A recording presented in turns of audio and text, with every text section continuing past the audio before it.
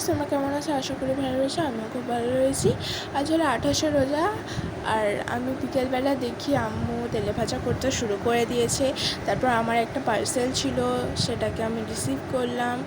এটা ইফতারের পরেই, ইফতারের আর ভিডিওটা করিনি আমি। তারপর আমি একটু ছানার পোলাও খাচ্ছিলাম।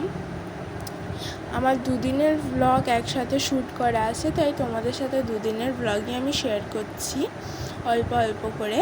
আর তোমাদের এখানে ছানার পোলাওটাকে কী কী বলে আমাকে প্লিজ কমেন্ট করে জানিও। আর আমাকে প্লিজ তোমাদের ঈদের স্টোরি আমাকে বলবে, তোমাদের ঈদ কেমন কাটলো।